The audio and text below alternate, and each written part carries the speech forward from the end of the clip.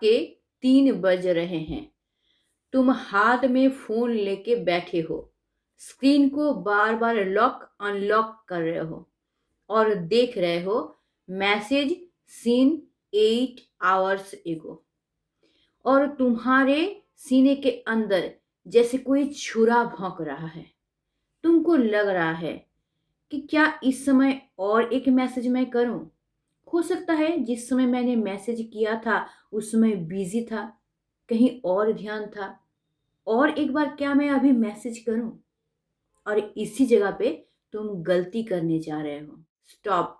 इस मोमेंट पे अगर तुम मैसेज करते हो, उसको खोने का चांस 100% है। लेकिन अगर मैं तुमको बोलूं कि इस मोमेंट पे अगर एक काम तुम कर पाए तो अगले 24 घंटे के अंदर वो खुद तुमको मैसेज करेगा।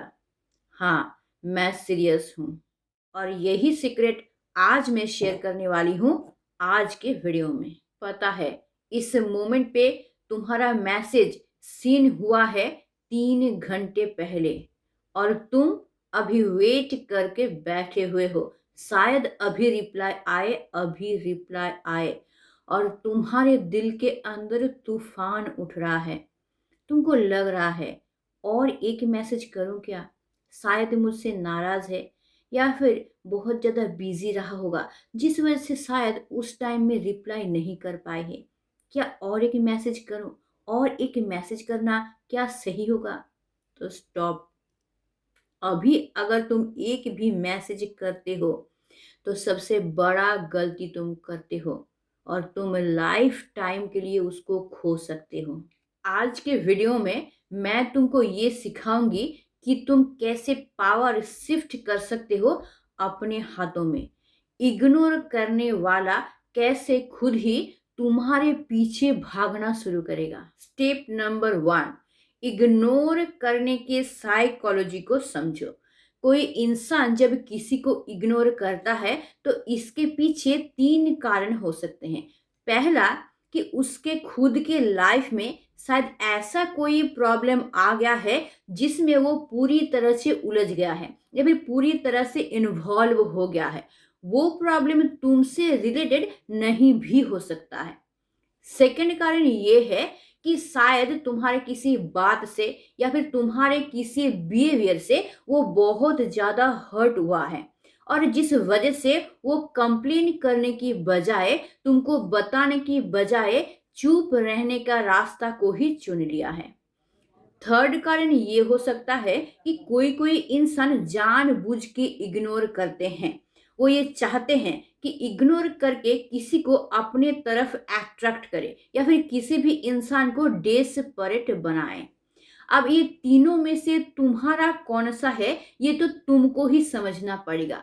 लेकिन तीनों में से कोई भी कारण हो, इसका एक ही समाधान है। इस मोमेंट पे तुमको पूरी तरह से साइलेंट होना पड़ेगा। अभी तुमको सिर्फ शांत रहना है और अपने वैल्यू को बनाए रखना है।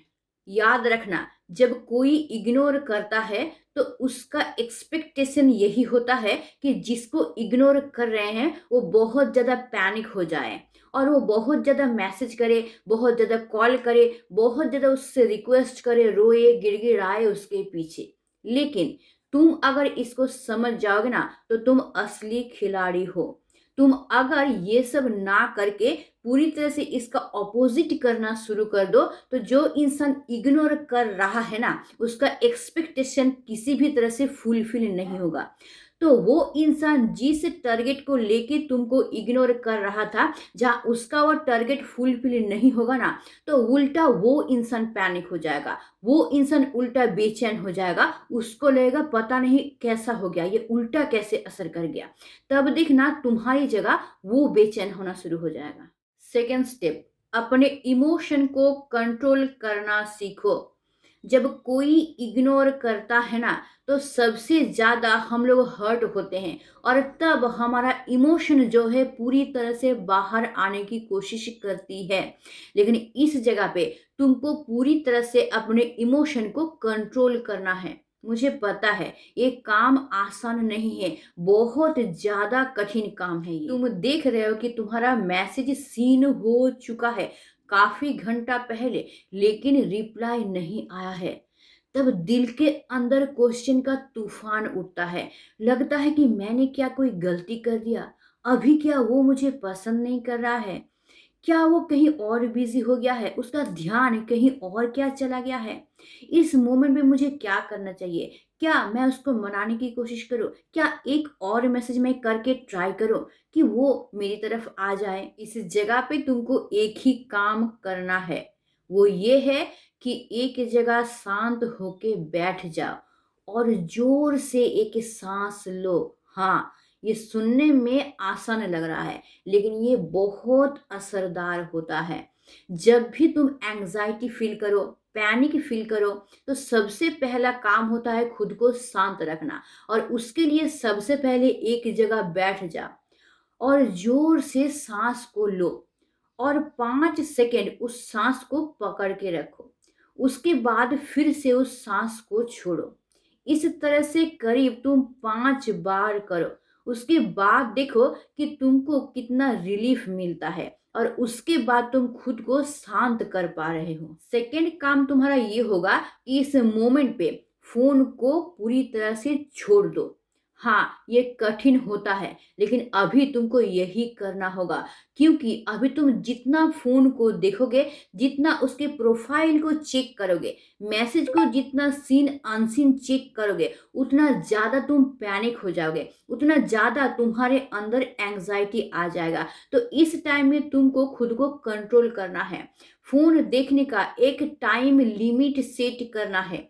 अगले 24 घंटे तक तुमको फ़ोन बहुत ज़्यादा कम देखना है, ना के बराबर।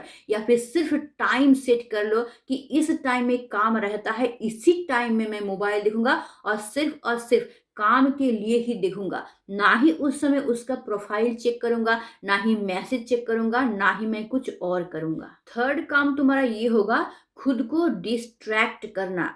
ये जो थिंकिंग है, ये जो तुम्हारे दिमाग में घुसा हुआ है, यहाँ से खुद को निकालना है। इसके लिए क्या करना होगा? फ़ोन को छोड़ के तुमको बाहर निकल जाना होगा। दोस्तों के साथ मिलना होगा, हो सकता है कोई मूवी देखने चले जाओ, कोई रेस्टोरेंट में अच्छा अपना फ़ेवरेट खाना खाने चले जाओ, या फिर अपने पसंदीदा कोई जगह पे घूमने चले जाओ, या फिर नेचर के साथ टाइम स्पेंड करो, या फिर तुम्हारा कोई पसंदीदा रिलेटिव है, उसके पास जाओ, जिसके पास जाके तुमको हल्का महसूस होता है, उसके पास जाओ। मतलब इस मोमेंट पे तुमको क्या करना है, अपने माइंड को तुमको शिफ्ट करना है, और इसके लिए फ़ोन को छोड़ के तुमको कहीं और जगह पे इन्वॉल्व होना है, ताकि तुम अपने इमोशन को पूरी तरह से कंट्रोल कर सको और उसका थिंकिंग माइंड से निकाल सको।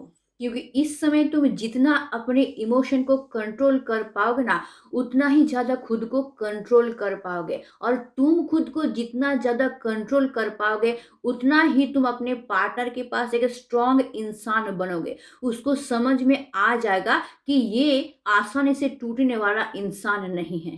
थर्ड स्टेप, इस समय डेस्परेट बिल्कुल नहीं होना है। मुझे पता है अब तुम पूरी तरह से बेचैन हो रहे हो। तुमको लग रहा है एक कॉल कर लेते हैं, एक मैसेज कर लेते हैं, जान लेते हैं कि कारण क्या है, क्यों नाराज़ है, मुझसे क्या गलती हुआ है, या फिर हम खुद को एक्सप्लेन करते हैं।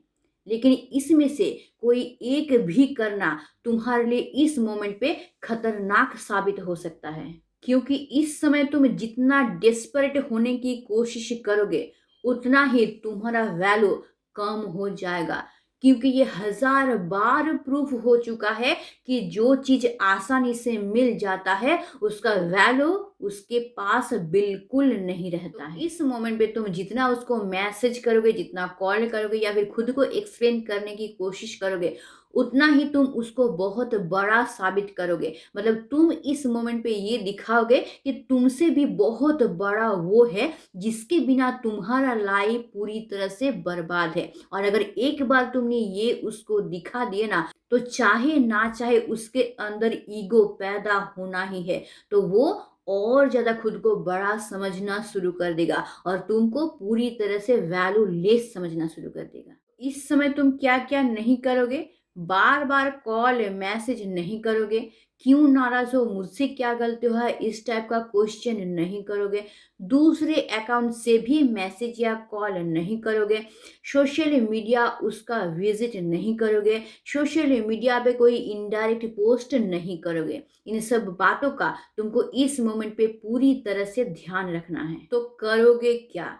2-3 दिन का पॉज लेने के बाद एक मैच्योर मैसेज उसको सेंड करोगे। तुम बोलोगे कि मुझे समझ में आ रहा है कि इस वक्त तुमको थोड़ा सा स्पेस चाहिए, तो तुम स्पेस ले लो, जैसे चाहते हो वैसे रहो। अगर मुझसे बात करने का मन होगा तो मुझे मैसेज कॉल कर सकते हो। बस ये मैसेज छोड़ने के बाद तुम्हारा काम ये होगा कि तुम खुद के लाइफ में फोकस करो, खुद के काम के ऊपर फोकस करो। एक मैच्योर पर्सन की तरह अपने लाइफ को देखना शुरू करो, अपने लाइफ के लक्ष्य की तरफ आगे बढ़ो।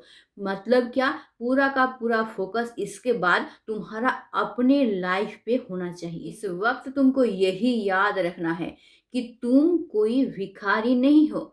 तुम एक ऐसे इंसान हो जिसका खुद का पर्सनैलिटी है, जिसका खुद का एक वैल्यू है। तो तुम भीख मांग के किसी से प्यार हासिल नहीं करोगे।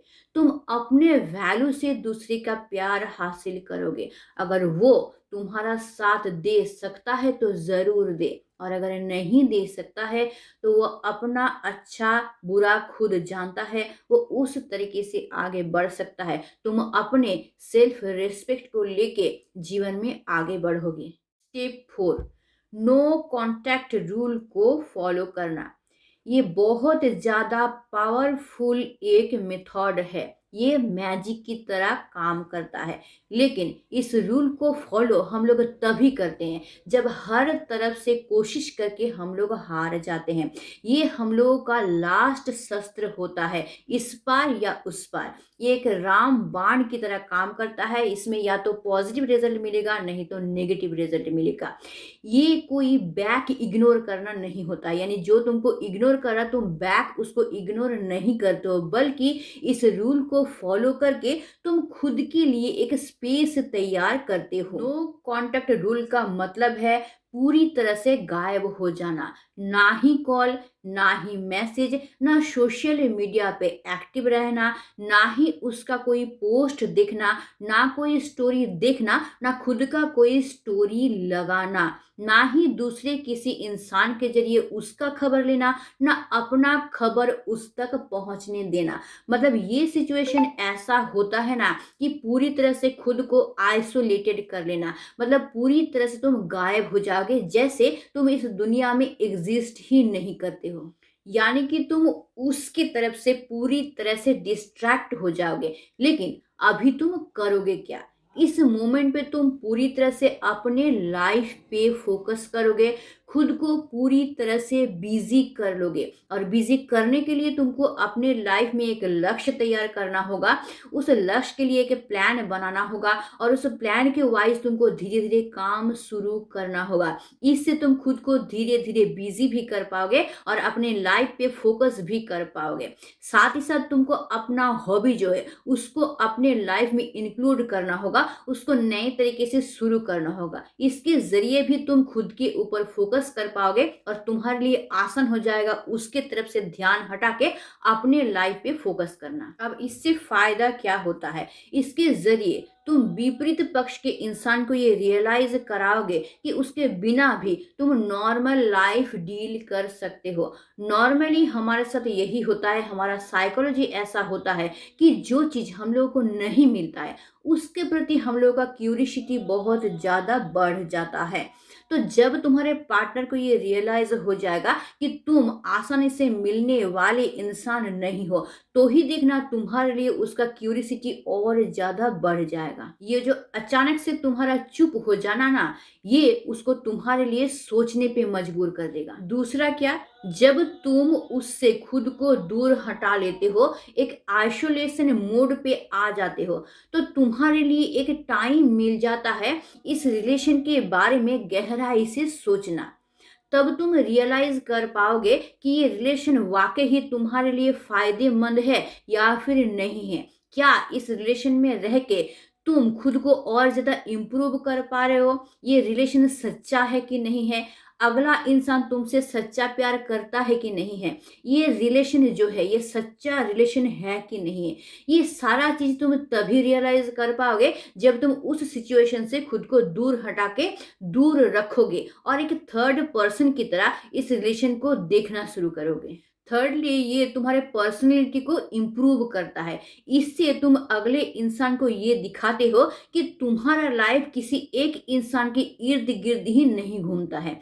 उसी को लेके तुम्हारा 100% लाइफ नहीं है। उसके अलावा भी तुम्हारे लाइफ का और बहुत सारा पार्ट है जो तुम्हारे लिए इम्पोर्टेंट है और तुम जिसमें इन्वॉल्व हो सकते हो। नॉर्मली नो कॉन्टैक्ट रूल 21 से 30 दिन के अंदर काम करता है, लेकिन तुम्हारे सिचुएशन के वाइज ये थोड़ा कम या फिर थोड़ा ज़्यादा हो सकता है। 5 नंबर स्टेप, खुद को इम्प्रूव करो। ये नो कॉन्टैक्ट रूल फॉलो करने के बाद जो समय तुमको मिलता है, ये तुम्हारे लिए एक गोल्डन टाइम हो सकता है। इस समय में तुमको पूरी तरह से इम्प्रूव करना है और 100% हर तरफ से तुमको खुद को इम्प्रूव करना है। तुम खुद के प्रति ध्यान दो, डेली मेडिटेशन करो जिसके ज़रिए तुम अपने मेंटल हेल्थ को इम्प्रूव कर सकते हो।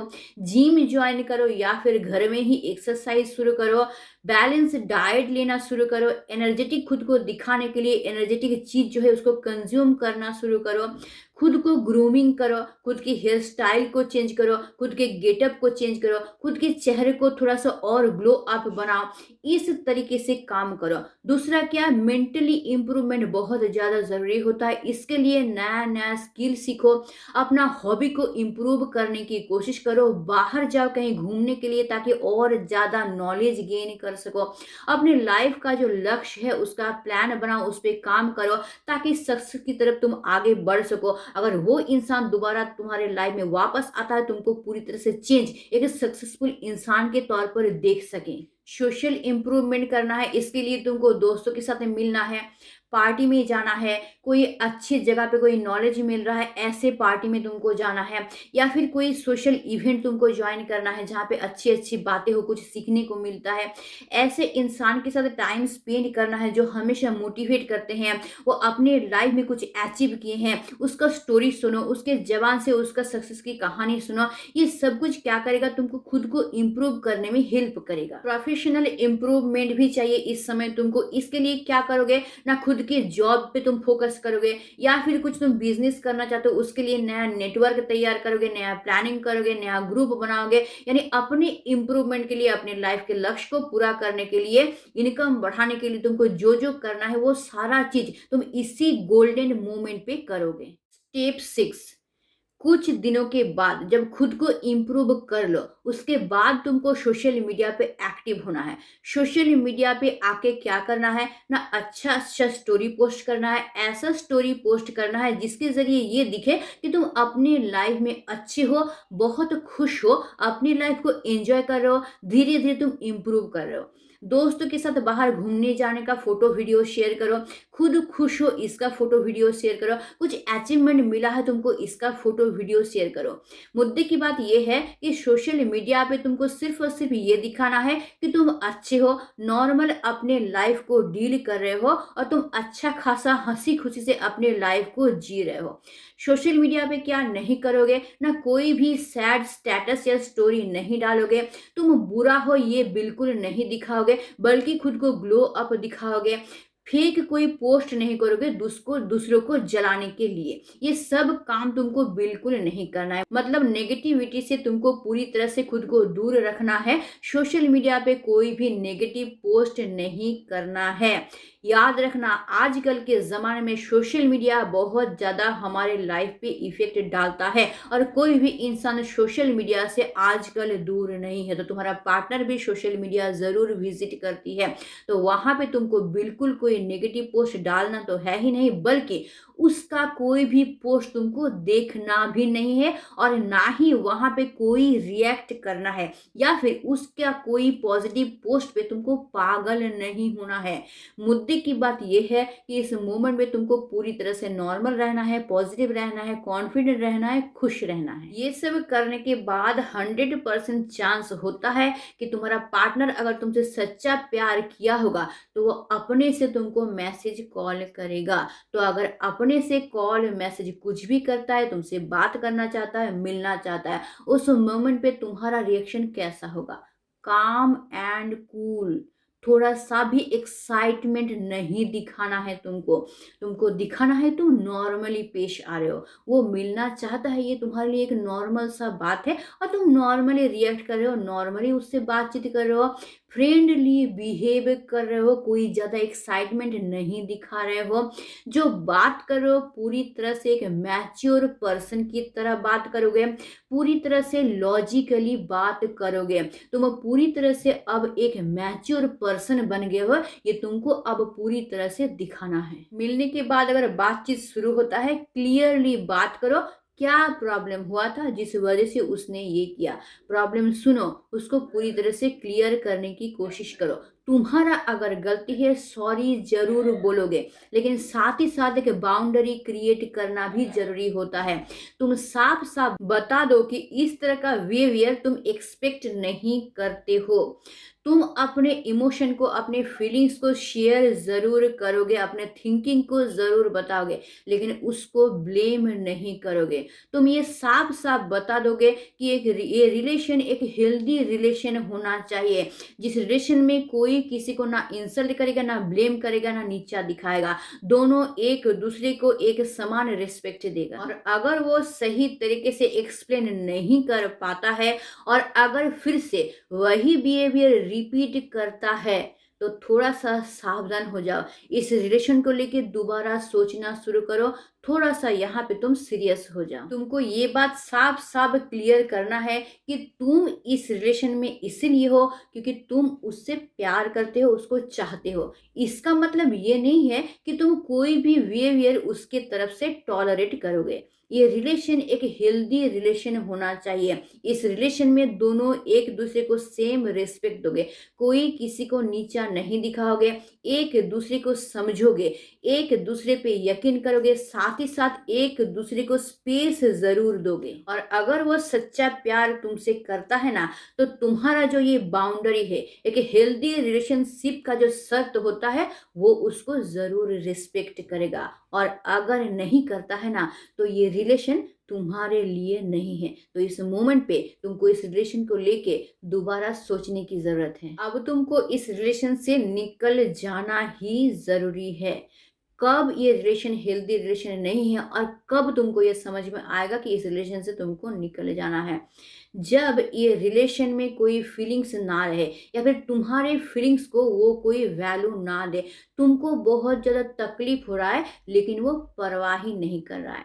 नेक्स्ट क्या ना, इग्नोरेंस का पैटर्न अगर बार बार रिपीट हो तो। नेक्स्ट क्या, अगर इंसल्ट बहुत ज़्यादा मात्रा में होने लगे तो। नेक्स्ट क्या ना, वो इंसान अगर बार बार तुमको ही गलत ठहराए, कुछ भी हो हमेशा तुमको ही जिम्मेदार दे, हाँ तुम्हारा ही गलती है, उसका कोई गलती नहीं है, ये दिखाने की कोशिश करे।